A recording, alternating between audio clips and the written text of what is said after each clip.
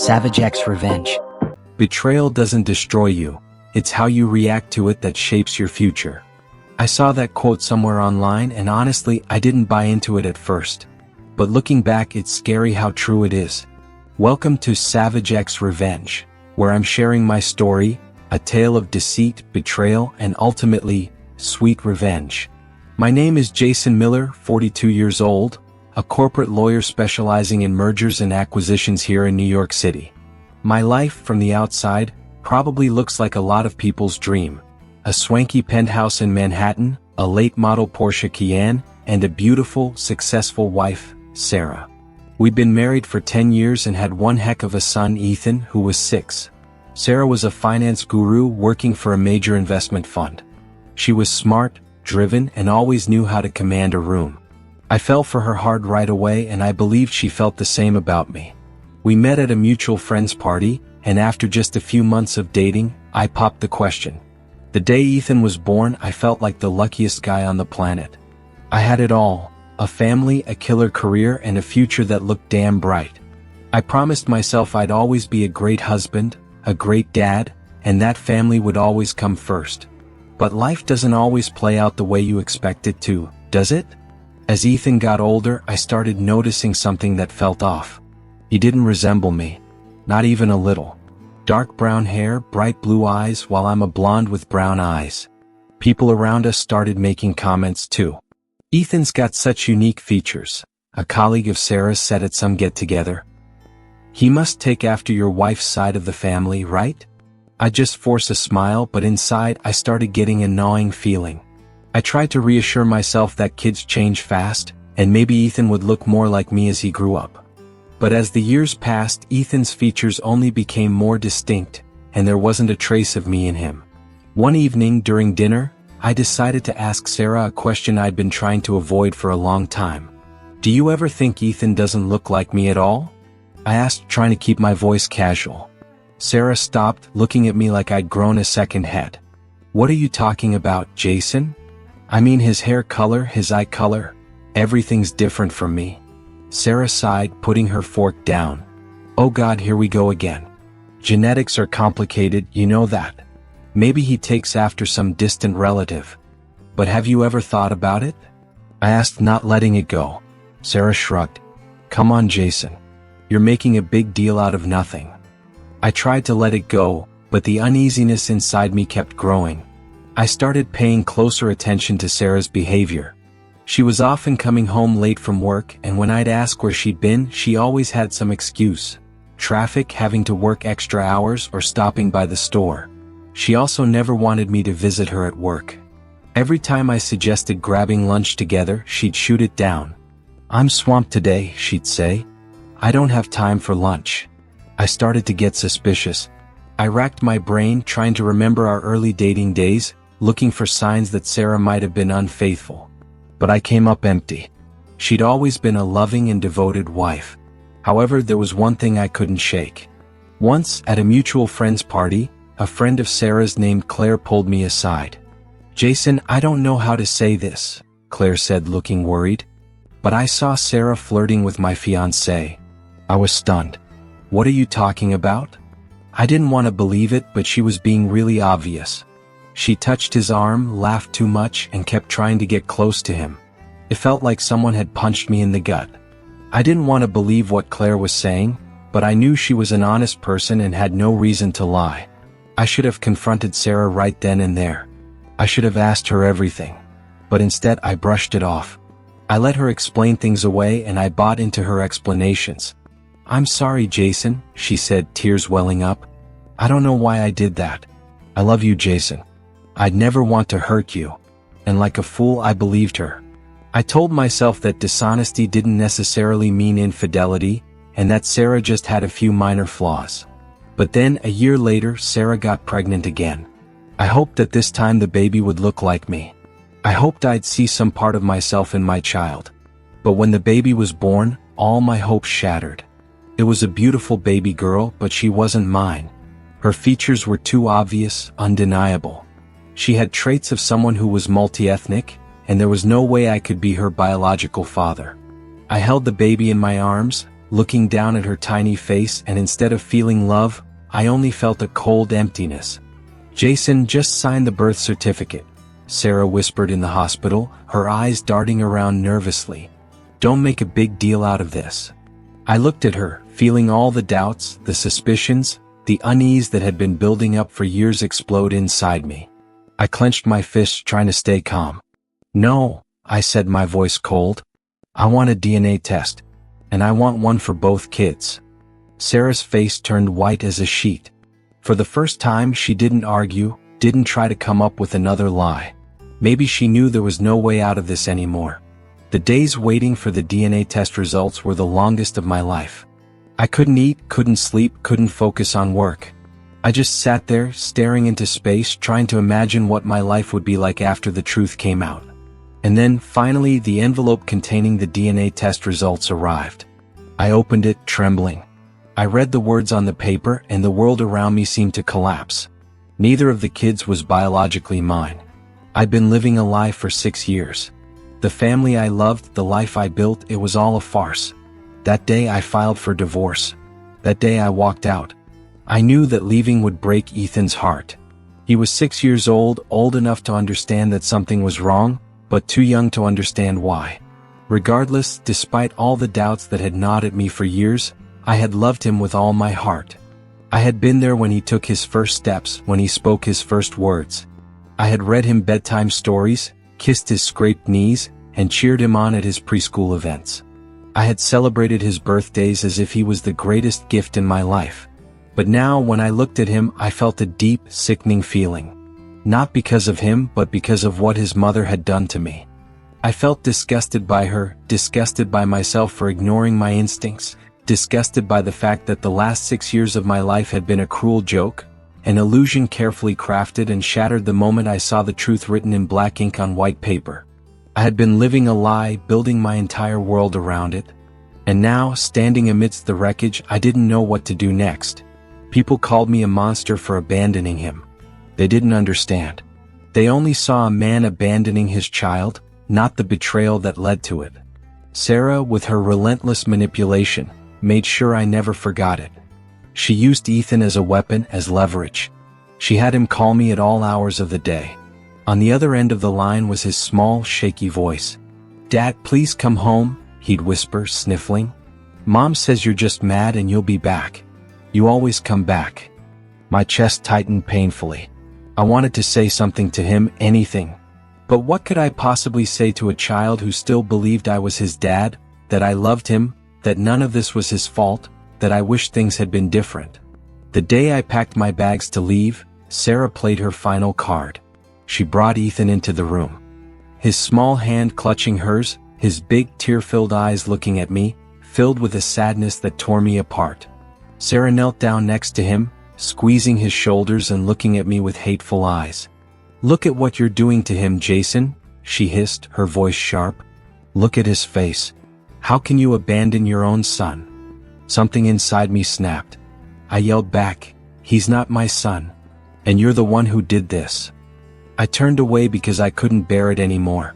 But even with all her manipulation, all her lies, there was one truth that couldn't be changed. I might not be his biological father, but for 6 years I had been his dad. Sadly, I realized that to most people my feelings didn't matter.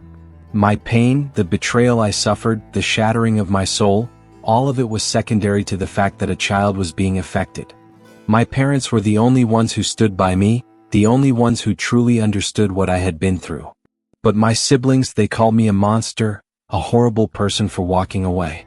They didn't care about the years of lies, the way my ex-wife had used me, the way she had destroyed everything I thought was real. "You're abandoning him," Rebecca, my sister, yelled at me over the phone one night. "You raised him, Jason. You loved him. He still loves you." I sighed, rubbing my temples. "What about me, Becca? Don't my feelings matter?" "You're an adult," she snapped. "You need to man up and do what's right." "Man up," I repeated, my voice cold. So I should swallow my anger and pain, pretend nothing happened, and keep playing house in a situation built on lies? I should erase my emotions just because it's inconvenient for everyone else? "You're being selfish," she accused. I laughed bitterly. "No, For the first time in 6 years, I'm not being selfish. I knew that the boy who still called me dad was innocent. I knew it wasn't his fault. But I also knew that if I stayed, if I forced myself to keep up this charade, I would come to resent him. Maybe not right away, but eventually. And I couldn't do that to him. The truth was simple. He wasn't my child. And even though it wasn't his fault, he wasn't my responsibility anymore. He didn't deserve to grow up in a family where the truth was hidden, where adults couldn't be honest with each other. He deserved a life filled with love and honesty. I talked to him about the reason I was leaving. It was one of the toughest conversations I've ever had, but he deserved to hear it from me. He had a right to understand why his world was turning upside down. The night before I left for good, I sat with him in his room. His favorite stuffed dinosaur was clutched tightly in his small hands. He looked up at me with big, confused eyes. "Why are you leaving, Dad?" he asked, his voice small and uncertain. I took a deep breath, kneeling down so I was eye level with him. "Because your mom wasn't honest with me," I said carefully. "I thought I was your real dad, but I found out that I'm not." His brow furrowed, his little fingers tightening around the fabric of his pajamas. "But you are my dad," he insisted. "You tuck me in, you make me breakfast, you play with me. That's what dads do." A sharp pain twisted in my chest. I swallowed the lump in my throat, forcing myself to stay composed. "I know. And I've loved doing all of those things," I admitted. "But your mom wasn't truthful about how our family started. And I need to go, okay?" He didn't understand. How could he?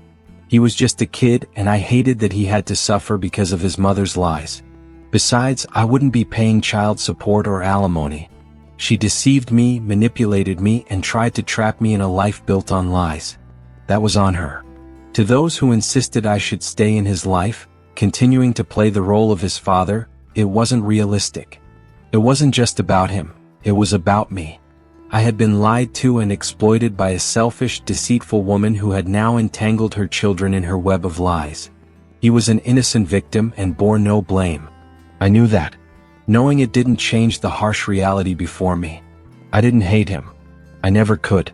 If anything, I felt sadness when I thought about his situation, about the pain he was going through because of choices that were never his to make. But when I looked at him, all I saw was 6 years of deception, 6 years of being taken advantage of, 6 years of accumulated doubts and frustrations with a woman who used me every step of the way. Every hug, every bedtime story, every moment I thought was real was built on a house of cards. The last time I saw him, he ran up to me, gripping my shirt like he was afraid I'd disappear if he let go. "Dad, please don't go," he begged, his voice cracking. I placed my hands on his shoulders, my heart aching at the desperation in his eyes. "I have to, buddy." "But why?" he cried. "You always say stick together." I shut my eyes for a moment, exhaling shakily. Sometimes grown-ups make mistakes," I admitted. "And sometimes those mistakes hurt people." His lower lip trembled. Did I do something wrong? I shook my head immediately, pulling him into one last hug. "No. Never. This isn't your fault." He didn't understand. How could he? None of this was what I believed it to be. I left the city and blocked my ex-wife from all social media platforms and phone numbers. A year has passed and I have had no contact with her or her son. The silence was supposed to bring me peace, but the anger lingered like a wound that refused to heal. She had killed the relationship I had with her son. She took something pure, something real, and shattered it with her selfishness. There were nights when I woke up thinking I heard his voice calling for me. There were moments when I caught myself glancing at the toy aisle in a store, remembering the way his face would light up when I brought him something new. Then reality crashed back in, reminding me that he was never really mine to begin with, that everything I had built was built on a lie. I talked to my father about it once, about the anger that refused to leave. "You have to let go, Jason," he said over the phone. "Holding on to this will only keep you chained to the past." I sighed, rubbing my face. "I don't know how. I try, but it's always there, the betrayal, the loss." "You lost someone you thought was your son," he corrected gently. "And that distinction matters. You gave him love, and that will always mean something. But you can't keep bleeding for someone else's sins." I knew he was right. It would take a lot of time for me to heal, but I knew for a fact that I would heal. The journey wouldn't be easy, and there would be days where the pain felt unbearable, but I was determined to find peace and move forward. I reminded myself that I was strong, capable, and that I deserved to be happy. I had been through hell, but I was still standing. And that was something to be proud of. If you found this part of my story gripping, don't forget to hit that like button and subscribe so you don't miss the conclusion. Share this with your friends, you never know who might need to hear it.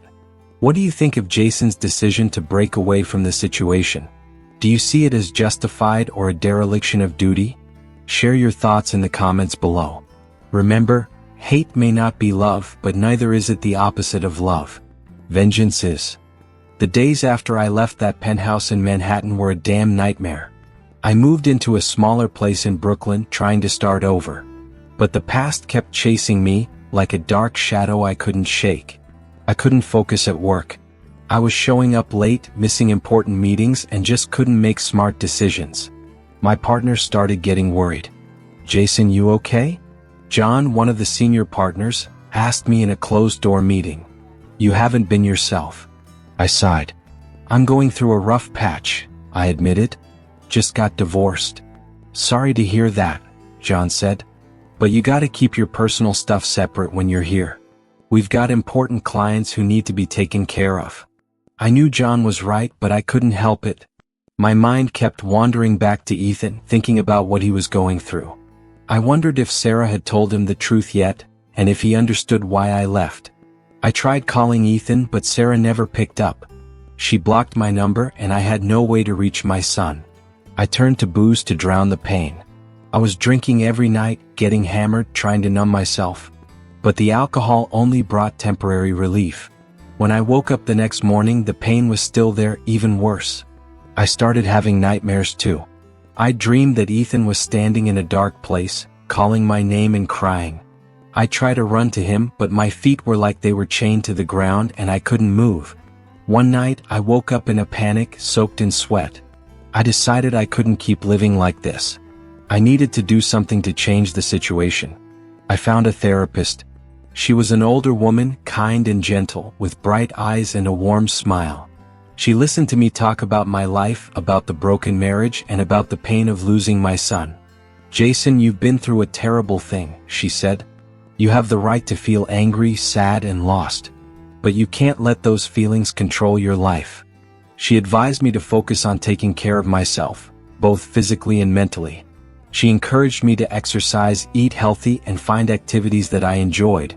She also suggested I join a support group for people who had just gone through a divorce. I took her advice. I started jogging every morning, eating more fruits and vegetables, and making time for my old hobbies like reading and listening to music. I also joined a support group, where I met other people who had gone through similar experiences. Sharing my feelings with others helped a lot. I realized I wasn't alone, and that there were people who truly understood what I was going through. Still, the anger kept simmering inside me. I couldn't forget what Sarah had done, and I wanted revenge. I wanted her to pay for what she had caused. I started making plans. I thought about suing her for fraud, or making her affair public to ruin her reputation. But I knew those actions would only hurt Ethan, and I didn't want to do anything that could cause my son any more pain. One day, while surfing the web, I came across an article about a celebrity divorce lawyer in New York who specialized in helping people who had been betrayed get what they deserved. I decided to contact him. His name was David Stern, and he was a powerful, confident man with silver hair and piercing eyes. He listened to me tell my story, and when I was done, he nodded slowly. "Jason, you've been treated very badly," he said. "You have the right to be angry and want revenge. But you have to remember that revenge isn't the answer. It won't bring you happiness or peace." "Then what should I do?" I asked, sounding frustrated. "I can't just sit back and let her get away with it."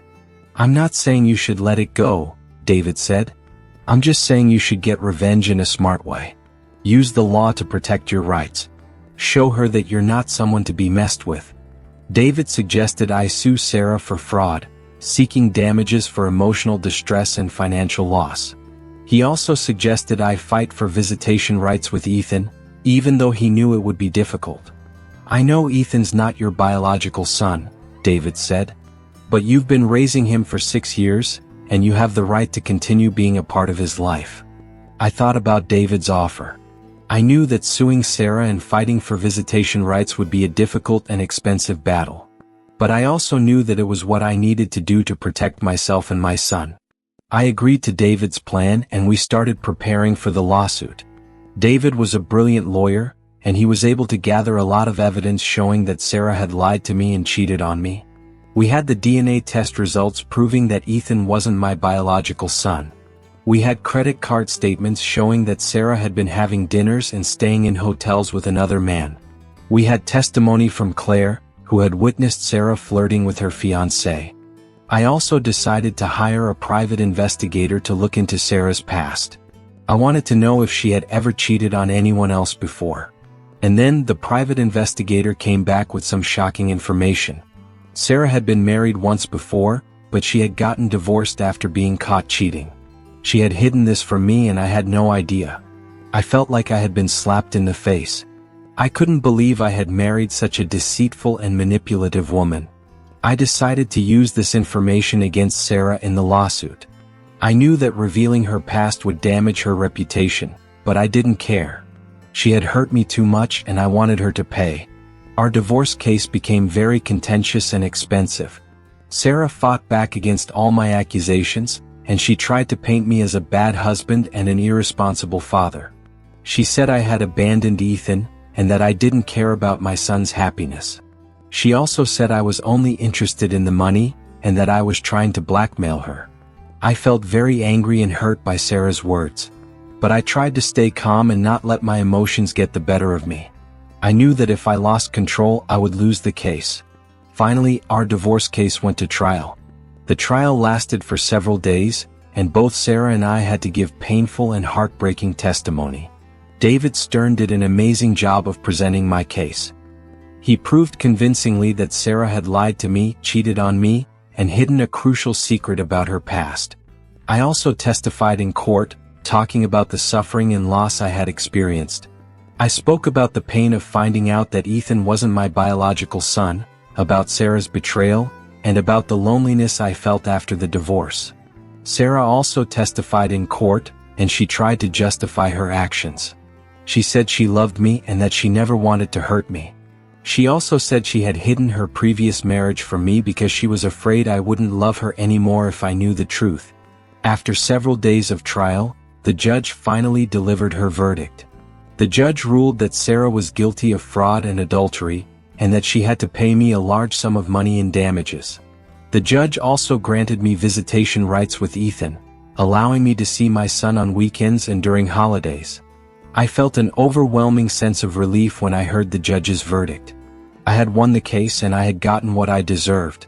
However, I didn't feel happy. I was still very angry and hurt. I knew that winning the case wouldn't bring me happiness or peace, but I also knew that I had done what I needed to do. I had protected myself and my son, and I had shown Sarah that she couldn't get away with what she had done.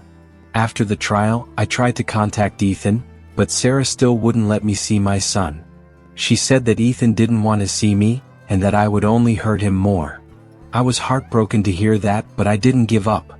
I knew that one day Ethan would understand the truth, and that he would want to see me. I continued living my life, trying to focus on my work and my hobbies. I also started dating again, but I didn't find anyone who made me feel the way Sarah once had.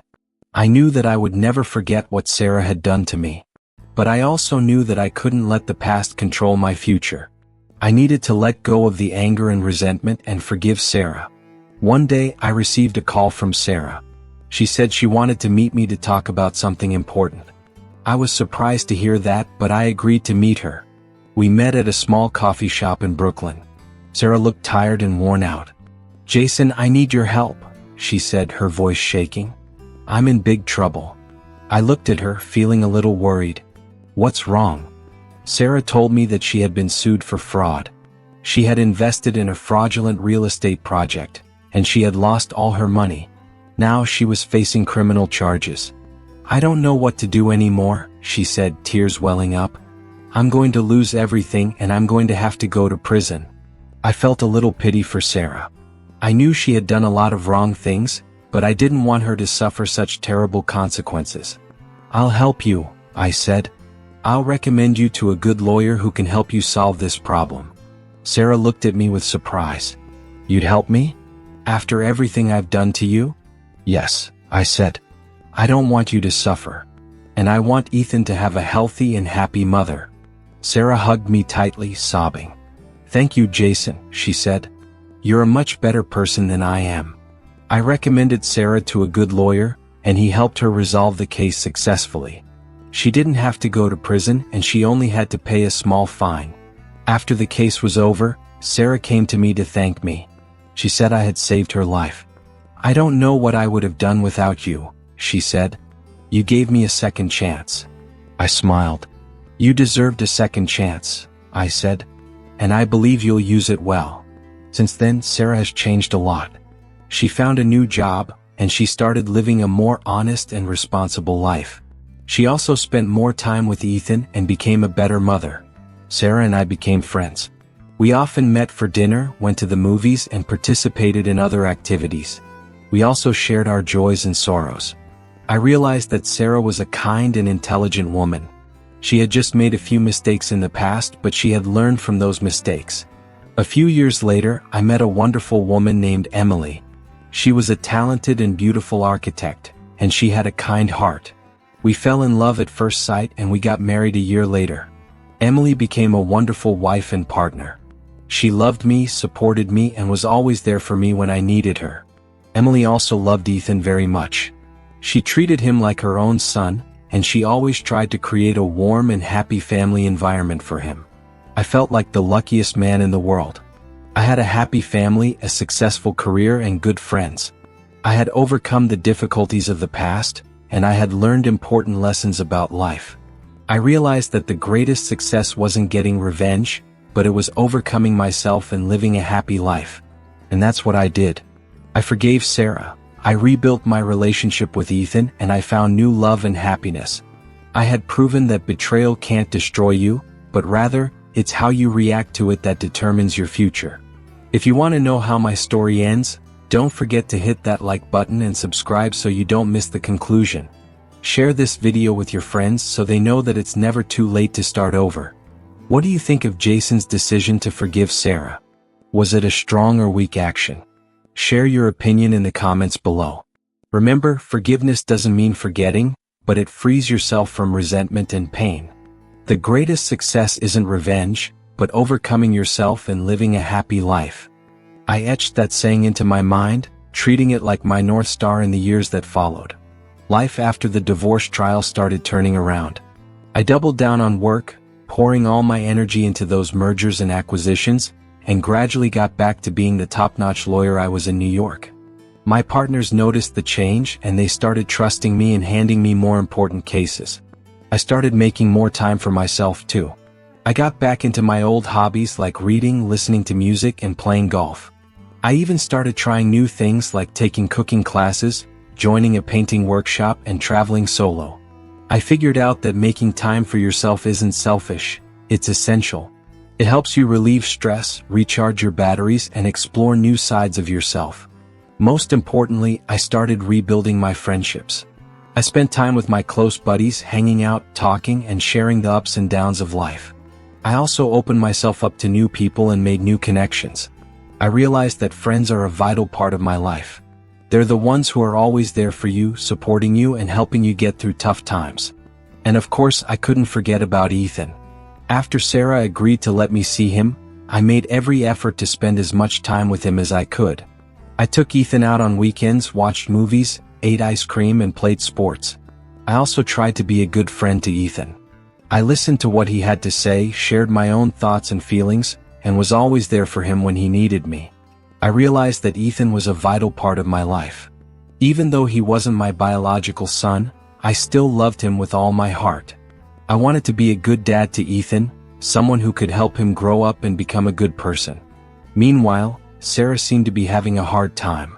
She lost her job after our divorce became public, and she had to move into a smaller apartment in Queens.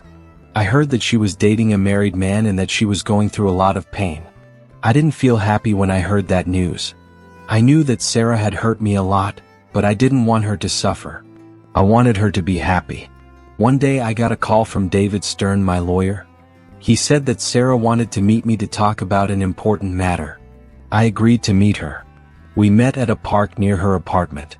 Sarah looked very tired and stressed. "Jason, I need your help," she said, her voice shaking. "I'm in big trouble." I looked at her, feeling a bit worried. "What is it?" Sarah told me that she had been sued for fraud.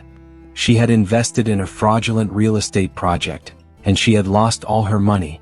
Now she was facing criminal charges. "I don't know what to do anymore," she said, tears welling up. "I'm going to lose everything and I'm going to have to go to prison." I felt a little sympathy for Sarah. I knew she had done a lot of wrong things, but I didn't want her to suffer such terrible consequences. "I'll help you," I said. "I'll recommend you to a good lawyer who can help you solve this problem." Sarah looked at me with surprise. "You'd help me? After everything I've done to you?" "Yes," I said. "I don't want you to suffer. And I want Ethan to have a healthy and happy mother." Sarah hugged me tightly, sobbing. "Thank you, Jason," she said. "You're a much better person than I am." I recommended Sarah to a good lawyer, and he helped her resolve the case successfully. She didn't have to go to prison, and she only had to pay a small fine. After the case was over, Sarah came to me to thank me. She said I had saved her life. "I don't know what I would have done without you," she said. "You gave me a second chance." I smiled. "You deserved a second chance," I said. "And I believe you'll use it well." Since then, Sarah has changed a lot. She found a new job, and she started living a more honest and responsible life. She also spent more time with Ethan and became a better mom. Sarah and I became friends. We often met for dinner, went to the movies, and participated in other activities. We also shared our joys and sorrows. I realized that Sarah was a kind and intelligent woman. She had just made a few mistakes in the past, but she had learned from those mistakes. A few years later, I met a wonderful woman named Emily. She was a talented and beautiful architect, and she had a kind heart. We fell in love at first sight and we got married a year later. Emily became a wonderful wife and partner. She loved me, supported me, and was always there for me when I needed her. Emily also loved Ethan very much. She treated him like her own son, and she always tried to create a warm and happy family environment for him. I felt like the luckiest man in the world. I had a happy family, a successful career, and good friends. I had overcome the difficulties of the past, and I had learned important lessons about life. I realized that the greatest success wasn't getting revenge, but it was overcoming myself and living a happy life. And that's what I did. I forgave Sarah. I rebuilt my relationship with Ethan, and I found new love and happiness. I had proven that betrayal can't destroy you, but rather, it's how you react to it that determines your future. Life isn't always fair, and we can't always control what happens to us. But we can always control how we react to what happens to us. We can choose to be angry, resentful, and vengeful. Or we can choose to forgive, let go, and rebuild our lives. I chose to forgive, let go, and rebuild my life. And I believe you can do that too. Remember, you're not alone. There are plenty of people who have been through similar things and they've made it through. Reach out for help from family, friends, and mental health professionals. Focus on taking care of yourself and trust that you will find happiness again. Thanks for tuning into my story. If you found it helpful, hit that like button and subscribe to catch all my future videos. Share this story with your friends because they need to know they aren't alone. Do you believe in forgiveness? Do you think that everyone deserves a second chance? Let me know what you think in the comments. Remember, forgiveness isn't about forgetting. It's about freeing yourself from resentment and pain. Live a happy, meaningful life and spread love to those around you. And always remember, after every storm there's a rainbow. Believe in yourself, and know that you deserve to be happy.